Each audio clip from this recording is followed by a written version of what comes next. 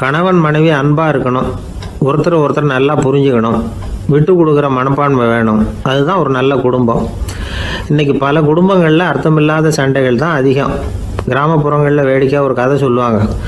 ஒரு ஊரில் ஒரு ஆள் இருந்தான், வேலை வெட்டி இல்லாமல் சும்மாவே இருந்தான். அவனுக்கு கல்யாணம் பண்ணி வச்சாங்களாம். மனைவி வந்து சேர்ந்தா. சும்மாவே உட்காந்துருக்கிறியே, ஏதாவது சம்பாதிக்கிற வழியை பாரு அப்படின்ட்டு இருக்கா. அதுக்கு தான் யோசனை பண்ணிகிட்டு இருக்கிறேன், ஒரு அருமையான ஐடியா அப்படின்னு நானா. என்ன அது சொல்லு அப்படின்ட்டு இருக்கா அவ. ஒரு ஆட்டுக்குட்டி வாங்க போகிறேன்னு இருக்கான். அதை வாங்கி என்ன பண்ண போகிறேன்னா, அந்த குட்டி வளரும், பெருசாகும், அதுக்கப்புறம் அது நிறைய குட்டி போடும் அப்படின்ட்டுருக்கான். சரி, அப்புறம் அப்புறம் என்ன, அதையெல்லாம் சந்தையில் கொண்டுட்டு போய் விற்றுவிட்டு அந்த காசுக்கு ஒரு எருவு மாடு வாங்கலாம். சரி, அது எதுக்கு?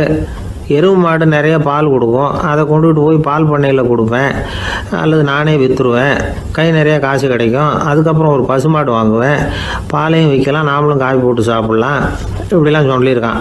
அப்போ அந்த பொண்ணு சொல்லிச்சான், அடுத்த தெருவில் இருக்கிற எங்கள் அம்மா வீட்டுக்கும் கொஞ்சம் பால் கொடுத்து அனுப்பலாம் அப்படின்ட்டுருக்கா அந்த பொண்ணு. இந்த இடத்துல கணவனுக்கு கோவம் வந்துட்டுது. அது எப்படி உங்கள் அம்மா வீட்டுக்கு எதுக்கு கொடுக்கணும், அதெல்லாம் முடியாதுன்றிருக்கான். இந்த இடத்துல சண்டை ஆரம்பமாயிட்டுது. கொஞ்ச நேரத்தில் ரெண்டு பேரும் சத்தம் போட ஆரம்பிச்சிட்டாங்க. கடுமையான சண்டை நடக்கிறத பக்கத்து வீட்டுக்காரன் காதில் வாங்கினான். அவன் ஓடியாந்தான். அவனுக்கு தெரியும், வாங்காத